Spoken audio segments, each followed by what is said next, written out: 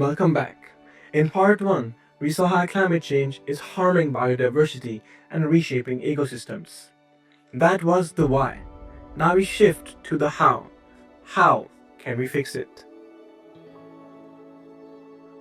Fossil fuels are the biggest driver of climate change. But here's the good news. Renewables are winning. Solar and wind are now cheaper than coal in most countries. If widely adopted, they can even cut billions of tons of CO2 emissions every single year. That's almost like removing hundreds of millions of cars from the roads.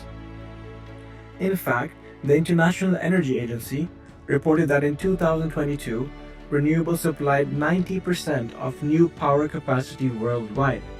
That is complete proof that the transition is already underway. Forests and wetlands are our natural climate shields. Every tree locks away carbon while providing us with clean air and homes for wildlife. Restoring wetlands helps us with flood protection and provides rich biodiversity. Protecting nature doesn't just fight climate change, it also preserves the very ecosystems we depend on for food, water, and health.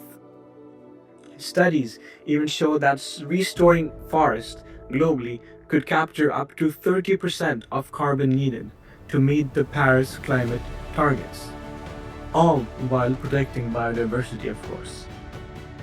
As we discussed in part 1, transportation accounts for about a fifth of global emissions. The solutions are straightforward.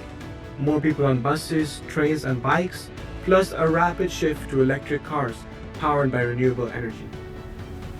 The benefits are immediate: cleaner air, less traffic, and healthier communities. Cities like Copenhagen have shown it works. Over 60% of people bike to work, and emissions have dropped dramatically. Furthermore, our diets and our waste habits matter.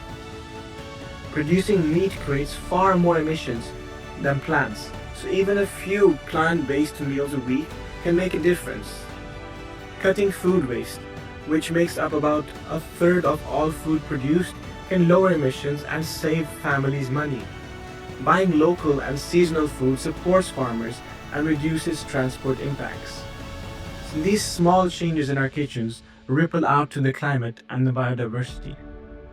Recycling and the circular economy are key to reducing emissions and protecting ecosystems. Every ton of recycled aluminium saves about 95% of the energy compared to making it new. Recycling plastics and metals keeps pollution out of our oceans and reduces demand for mining and drilling. But it's not just about tossing items in a bin. It's about rethinking how we design, use, and reuse the products so waste becomes a resource instead of a problem. Sustainability connects across our daily choices. Smarter farming, including better management of cows and livestock, can cut methane, protect soil, and even support biodiversity. Choosing eco-friendly foods and eating more plants can lower emissions and saves land. Saving water at home reduces stress on rivers and aquifers. Recycling keeps resources in use and pollution out of nature. And every tree planted or wetland protected strengthens the ecosystem we all rely on. Together, these actions form a web of solutions that make our planet healthier and better. Do not forget, individual choices become a collective chain. My challenge to you is very simple. Pick one new habit this week. Plant-based meals, biking to school, planting a tree, reducing waste, and actually do it. Then share it with others.